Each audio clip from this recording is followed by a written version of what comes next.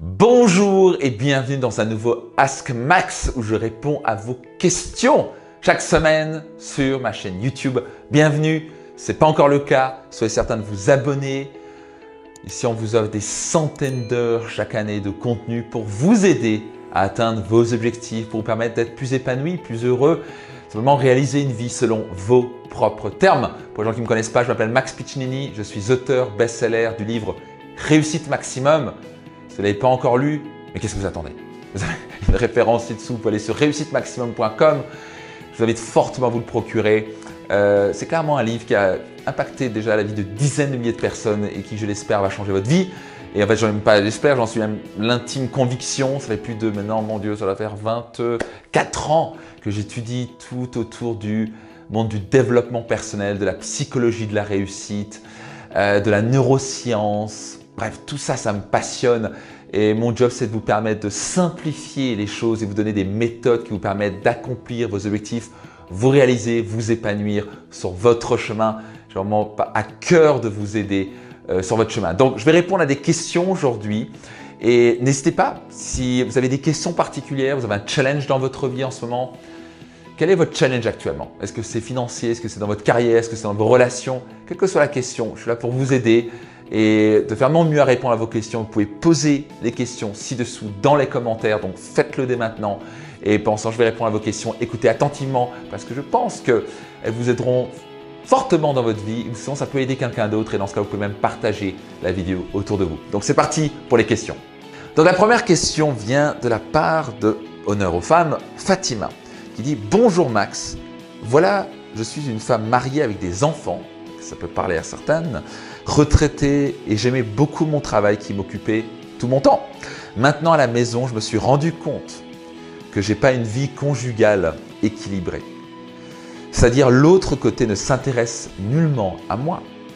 Prendre une décision qui gâche la vie de mes enfants ne me plaît pas. » Ici, je pense qu'elle parle de se séparer. « Je veux que vous me donniez des conseils pour pouvoir continuer parce que je meurs tous les jours. Merci d'avance de votre attention. » Donc, j'ai déjà fait une petite réponse sur Facebook à ce sujet-là. Mais donc, première chose ici, quand vous êtes dans une, et ça c'est peut-être à toi Fatima que je parle, mais peut-être à vous, peut-être que vous êtes une femme dans la même situation, peut-être que vous êtes un homme dans la même situation. Le problème c'est que là, elle a donné un indice, c'est j'étais dans un travail qui m'épanouissait, et puis d'un coup, hop, c'est ce qui arrive souvent à des personnes qui d'un coup arrêtent leur travail, et bien ils se disent, ah mince, on a grandi nos enfants, on était à fond dans notre travail, et maintenant on se retrouve, on est deux étrangers à la maison, parce qu'on a oublié de nourrir la relation. Et il y a une chose aussi qui est marquante ici, elle dit, je ne veux pas gâcher la vie de mes enfants, en gros au cas où je me sépare. Donc il y a deux éléments ici que je voulais partager. Parce que j'ai accompagné maintenant plus de 120 000 personnes dans ma carrière. Je fais souvent des coachings live dans mes séminaires qui vont parfois jusqu'à 1000 personnes, comme mon séminaire phare Destination Réussite, où on prend des cas concrets. Donc c'est pas la première fois que je vois ça.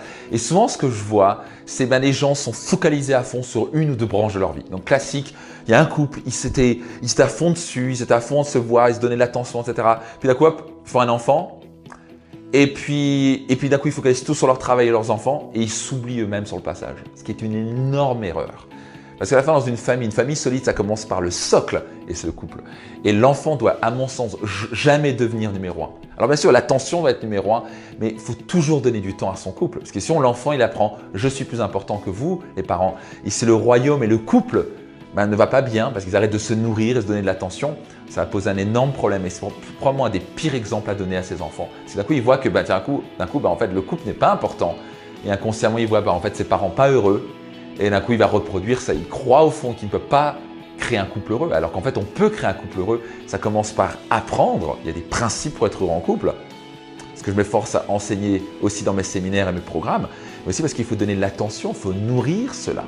Et je sais que c'est un des grands challenges de la vie qu'on a chacun d'entre nous. Moi, j'y travaille chaque jour. C'est garder un équilibre dans chaque domaine de sa vie. Arriver à équilibrer tout ça. Ce ne sera jamais un parfait équilibre. Et pouvoir ne pas oublier certaines branches de sa vie. Il y a des moments peut-être qu'on va se focaliser plus sur les enfants. Il y a des moments où on va se focaliser plus sur une branche professionnelle. Mais on ne peut pas négliger le reste. Surtout pendant plusieurs années, sinon on va droit dans le mur. Et donc là, c'est le cas de Fatima, c'est un cas classique. Il se retrouve à la maison, il se dit « Oh mon Dieu, on n'a plus rien à se dire ». Et puis il y a trop de différences, on n'a plus la même vie conjugale et sentimentale qu'on avait avant. Ben oui, parce qu'on a arrêté de le nourrir. Donc la première chose que j'ai envie d'envoyer ici comme message à Fatima, et peut-être à vous si c'est votre cas. Numéro 1, rien n'est inscrit dans le marbre. Vous pouvez faire évoluer les choses. Donc si dans votre couple en ce moment, c'est pas aussi beau que ça l'était auparavant, vous savez quoi? Au lieu de se plaindre et au lieu d'espérer que les choses changent, commencez à passer à l'action. Qu'est-ce que vous pourriez faire concrètement pour donner plus dans la relation? Souvent, on attend que l'autre change. Ce n'est pas la bonne solution. L'autre ne changera pas. Donc d'abord, on va donner dans la relation. On se dit comment je peux apporter plus de bonheur et de joie et de sourire? Comment je peux ranimer cette flamme? Est-ce qu'il faut que je fasse un striptease? Est-ce qu'il faut que j'invite, si vous êtes un homme, peut-être pas le striptease, peut-être qu'elle va aimer ça et peut-être que ça va être l'inviter au restaurant. Comment vous pouvez rallumer cette flamme? Mais n'abandonnez pas, c'est dire ok, comment je peux, on l'avait ça avant, c'est juste qu'on a arrêté de nourrir la plante. Et une plante, quand vous arrêtez de la nourrir, elle meurt. Donc maintenant, comment on peut renourrir, redonner du soleil, redonner de l'eau pour qu'elle grandisse à nouveau? Donc ça commence par, tu sais quoi, je vais sortir mon sourire. Même si je ne l'ai pas en ce moment, mais c'est de tirer la gueule, je vais justement, parce qu'il en a encore plus besoin.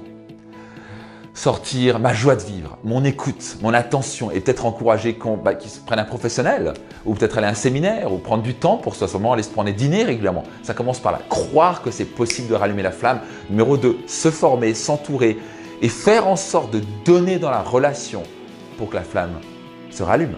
Donc c'est possible. J'ai vu des centaines de couples qui sont venus par exemple à mon séminaire LifeMax. Certains se sont dit écoute là ça passe ou ça casse. Et sont sortis de ce séminaire et ils ont dit on n'a jamais ressenti ça de notre vie, même dans notre jeune âge. Parce que maintenant on a pris de l'âge, on a pris de l'expérience, de la sagesse. C'est possible pour vous de rallumer cette flamme. Mais ça commence par prendre une décision, se dire c'est quoi, on va s'aimer mutuellement et je vais commencer à donner. Je ne vais pas attendre que l'autre change. Je vais commencer à donner dans ma relation. Si je veux que les choses changent, je dois changer. C'est possible, je l'ai vu des centaines de fois. Je peux vous dire que ça fonctionne. Mais ça ne va pas passer par un coup de baguette magique. Ça va essayer de commencer par changer, commencer à donner dans la relation. Donc ça c'est la première grande chose que je voulais dire. Numéro 2, et il y a des gens qui se disent oui mais je ne vais pas me séparer de ma relation parce que sinon ça va foutre en l'air la vie de mes enfants. Alors moi je viens d'une famille divorcée et pour être sincère, donc je ne suis pas du tout en train d'encourager un divorce. C'est-à-dire la dernière des choses que j'encourage c'est un divorce. Toujours ce que je vais encourager c'est que le couple se nourrisse et apprenne à s'aimer. C'est-à-dire pas de divorce quand on est dans une situation comme Fatima parce qu'elle a juste oublié de nourrir. Donc d'abord, on va donner dans la relation, on ne va pas attendre un retour, on va être dans l'amour inconditionnel, on ne va pas attendre un retour de l'autre et on va donner tout ce qu'on a. Maintenant, s'il y a des moments et des choses parfois dans la vie, on évolue et puis on n'est pas sur la même longueur d'onde et surtout si on n'est pas prêt à faire les choses. Donc si on donne dans sa relation et que l'autre n'est pas prêt à redonner et les choses ont évolué pas dans forcément le bon sens, c'est ok de se séparer. Il y a plein de couples qui se séparent et qui se retrouvent et moi j'ai divorcé et vous savez quoi, je suis tellement plus heureux avec mon épouse actuelle et je viens d'une famille où moi j'étais le troisième de 4 enfants et mes parents ont divorcé et ils se mettaient tellement sur la gueule et je peux vous garantir pour nous ça a été une libération. Donc au fond, voir des parents malheureux, c'est pas forcément un cadeau pour les enfants. Je pense pas qu'on va gâcher la vie de ses enfants quand on se sépare forcément. Par contre, c'est pas forcément de leur donner le meilleur exemple de se séparer en mettant la faute sur l'autre sans avoir donné le meilleur dans la relation. Donc je répète, se séparer dans une relation, c'est pas forcément, ça va pas gâcher la vie des enfants. Ça va peut-être un petit déchirement, ça va être un challenge, mais it's life aussi. Et il faut mieux ça qu'être malheureux dans le couple. Donc il faut mieux qu'ils se disent c'est quoi, je tolère plus ça et je vais évoluer dans une nouvelle relation parce que j'ai envie d'être heureux et j'ai envie de vous montrer l'exemple aussi que c'est possible d'être heureux en couple. Parce qu'ils ils vont voir que c'est pas possible d'être heureux en couple. Donc on va jamais gâcher la vie des enfants pour ça. Mais ne pas se séparer parce qu'on va mettre la faute sur l'autre et juste on va mettre la faute sur le temps. Parce que les choses ont changé. Non, les choses n'ont pas changé. Vous avez cessé de nourrir la relation. Donc voilà, numéro 1, rallumer la flamme, donner dans la relation maximum. Numéro 2, juste savoir que même si on a tout donné, et une fois qu'on a tout donné, si les choses n'évoluent pas, c'est quoi? C'est ok, vous n'allez pas gâcher la vie des enfants, les enfants vont évoluer à leur propre vie. L'important, c'est de montrer un exemple, d'évoluer avec ses propres choix et d'être heureux. Ça, je pense que c'est le plus grand exemple qu'on peut donner à nos enfants, le plus grand cadeau, c'est d'être heureux et d'apprendre à aimer de manière inconditionnelle. Ok, intéressant. Si cette question ou cette réponse vous parle de quelque chose, n'hésitez pas à laisser un commentaire. En quoi ça réagit pour vous? En quoi ça vous parle? Quelles sont vos idées par rapport à ça? Avec grand plaisir de lire vos commentaires. Écrivez-les ci-dessous et vous pouvez même partager cette vidéo autour de vous. Comme ça, d'autres personnes peuvent en bénéficier. Et je vous rappelle, vous pouvez poser vos questions. Ask Max sous cette vidéo. Autre question qui vient de la part de Claude, cette fois-ci un homme, qui dit « Que faire quand on est jaloux ?» Donc je vais demander un petit retour. Il dit « Oui, c'est vrai que c'est moi qui suis jaloux. J'aime la femme avec qui je suis, mais j'ai souvent peur qu'elle aille voir ailleurs et quand elle parle à d'autres hommes, que faire ?» Donc, voilà ce que, si vous connaissez quelqu'un de jaloux ou vous avez tendance à être jaloux, moi j'ai eu une période de ma vie où j'étais jaloux. Clairement, la jalousie, c'est un signe d'insécurité et de peur. On a peur de perdre l'autre et surtout parce qu'on a tendance à se comparer aux autres. Donc j'aime bien dire, si la personne a choisi, c'est comme ça que j'ai pu capter et évoluer par rapport à ça, et on m'a dit, tu sais Max, ça ne sert à rien d'être jaloux parce que ça veut dire juste que tu as peur, tu te sens en insécurité que les choses évoluent. Et là je me suis dit, tu sais quoi, si cette personne qui vit avec moi choisit d'être avec moi, c'est qu'elle m'apprécie comme je suis. Et je suis unique. Donc si elle m'apprécie comme je suis, ben, je n'ai pas besoin de m'inquiéter et d'être jaloux par rapport aux autres. Mais non, parfois c'est aussi un appel à croître. Quand on a peur et on se dit « je risque de la perdre », peut-être que c'est aussi une invitation intuitive de progresser et de devenir encore meilleur. Donc, la première chose, c'est que vous avez tendance à être jaloux. Juste sachez, si la personne est avec vous, c'est qu'elle vous apprécie comme vous êtes. Et vous êtes unique. Donc ça ne sert à rien de vous casser la tête. Ok, donc juste soyez relax, elle vous apprécie comme vous voulez. Et le plus vous êtes jaloux, le plus elle a de chance qu'elle parte. Évidemment, souvent la peur est créatrice. Le plus vous êtes jaloux, le plus vous êtes possessif, le plus elle va dire « moi j'en ai marre de ce con » et elle va se barrer. Donc plus vous êtes comme vous-même, vous dites bah, « elle m'apprécie comme je suis, je n'ai pas besoin de me poser cette question-là. Je n'ai pas besoin de me rabaisser, je n'ai pas besoin de me comparer, elle m'apprécie comme je suis unique, je ne suis pas inférieur ou supérieur à qui que ce soit, elle m'apprécie comme je suis, donc je vais arrêter de me stresser par rapport à ça. Mais numéro 2, peut-être que j'ai cette insécurité et peut-être que justement c'est un appel pour moi de devenir meilleur, d'investir dans son développement personnel, à développer encore plus sa confiance en soi, d'apprendre à écouter encore plus. Si vous donnez beaucoup dans la relation, c'est-à-dire que vous l'écoutez, vous l'appréciez, vous êtes vraiment présent avec la personne avec qui vous vivez. Et vous donnez votre sourire et votre joie de vivre et vous cherchez à améliorer sa qualité de vie et l'aider à atteindre ses rêves et ses objectifs. Et vous donnez de la sécurité et vous donnez de l'attention. Pourquoi elle irait voir ailleurs? Quand vous comblez les besoins de l'autre, pourquoi elle irait voir ailleurs? Elle est heureuse avec vous. Par contre, si vous ne faites pas ça, ouais, ben en ce cas, si vous ne donnez pas l'attention, vous ne l'écoutez pas, vous la critiquez, vous la jugez tout le temps, vous en fichez de son point de vue, bah là, oui, il y a des fortes chances qu'elle puisse voir ailleurs. Donc, la meilleure chose, c'est de dire, c'est quoi, je vais te donner dans la relation. Donc, numéro 1, elle vous aime comme vous êtes. Ça ne sert à rien de vous casser la tête et de travailler l'esprit en disant, je vais être jaloux. Numéro 2, donnez dans la relation. Donnez encore plus dans la relation. Si vous donnez beaucoup, pourquoi elle irait voir ailleurs? Quand quelqu'un se sent comblé, il n'y a pas de raison qu'elle aille voir ailleurs. Donc, c'est ce qui fait que je suis totalement relax maintenant dans ma relation. Je suis pas en train de me dire, est-ce qu'elle regarde un homme et tout ça? Parce que je donne beaucoup dans la relation et on a appris à s'aimer et à s'entraider. On a appris tout ça, qu'il y a des besoins l'un et l'autre, ce qu'on apprend dans mes séminaires et programmes. Une fois que vous comprenez ces besoins, une fois que vous comprenez stratégiquement comment les donner, et plus vous apprenez à comprendre votre partenaire et à donner dans la relation, le mieux ça va bien se passer. Et c'est comme ça qu'on est heureux en couple. Ce n'est pas par chance, c'est parce qu'on se donne l'un à l'autre. Intéressant, pas vrai? De quoi ça vous parle? Vous avez compris, ce Ask Max c'est plus orienté relation. Parce que nos relations, c'est ce qui est vraiment crée le bonheur et le malheur dans notre vie, pas vrai? Vous pouvez avoir tout l'or du monde, vous mettez sur la gueule dans votre couple, je peux vous garantir votre qualité de vie elle est très basse. C'est pour ça que ça revient souvent. Parfois, je vais me coacher des PDG, des célébrités qui me disent « C'est quoi au niveau de business? Ça va bien, je gagne beaucoup d'argent. » Mais mon Dieu, dans ma famille, dans mon couple, c'est problématique. Et j'arrive pas à gérer comment je fais. Et donc souvent, ils viennent à moi, ils viennent dans mes séminaires où je les coach en one-to-one par rapport à ce genre de choses. Donc, en tout cas, quoi ça vous parle? Est-ce que ça vous parle? Est-ce que ça résonne avec vous? Laissez un petit commentaire ci-dessous. N'hésitez pas à partager à des personnes ou taguer une personne en lui envoyant un email ou en la taguant pour lui dire peut-être que ça te plaira. Donc, troisième question, cette fois-ci, qui vient de la part de Lydia, qui pose la question suivante. Au fond, je souhaite être avec un homme, mais dès que je rencontre un homme qui me plaît, je recule, je panique. Et puis je me dis, ça ne sera pas le bon de toute façon. Quel est ton conseil, Max? Alors ça, c'est une super question. Donc ça, c'est un classique. Nombre de femmes qui viennent à mes séminaires, qui ont souvent 40-50 ans et qui avaient une superbe relation. Et c'est souvent comme ça que ça se passe. Elles tombent amoureuses, elles font elles ont un mari, puis elles se font 2 enfants, 3 enfants, et tout va bien, ça. Et puis d'un coup, les choses évoluent parce qu'ils arrêtent de nourrir, ils focalisent tout sur les enfants, ils commencent à comprendre, ou tout sur le travail. Et là, comme ils commencent à s'oublier, et puis d'un coup, oh mon Dieu, quand les enfants partent, ou ils sont en 2 doigts de partir, on a l'impression d'être 2 étrangers ou des colocataires. Ce qui n'est pas une bonne stratégie. On doit constamment nourrir les choses. Et donc, souvent, ce qui se passe, il y a un divorce. Et puis malheureusement, dans les divorces, souvent les gens agissent vraiment de manière stupide parce qu'ils sont dans la peur. Donc ils aimaient cette personne-là et maintenant ils se transforment en démons. Parce que souvent, quand il y a beaucoup d'amour, quand ça se renverse, tout ça, il peut y avoir beaucoup de haine. Et malheureusement, c'est ça. Et puis d'un coup, on parle d'argent et on se met sur la gueule et on se critique. Alors qu'on s'aimait, on avait des enfants ensemble et on fait les choses les plus stupides. On commence à agir comme des animaux. Et on commence à s'engueuler, à dire des choses qu'on ne devrait pas dire, parce qu'on est en colère. Et puis d'un coup, ça finit en cacahuète. Et puis d'un coup, voilà ce qui se passe dans le cerveau. La séparation, c'est un déchirement. Le monde s'écroule. Et puis d'un coup, la famille, ce monde, cet idéal s'écroule. Et puis d'un coup, pendant plusieurs mois, parfois plusieurs années, c'est difficile. Et puis après, il faut voir la garde des enfants. Bref, vous connaissez le truc. Et malheureusement, à ce moment-là, le cerveau, qui marche en phénomène de survie, va enregistrer une information émotionnelle. Et cette information, c'est pour ça que je suis tellement passionné en neurosciences, en psychologie, etc. Il va associer une association émotionnelle négative à la relation. Donc souvent pour une femme, par exemple, ça va être relation avec un homme égale douleur.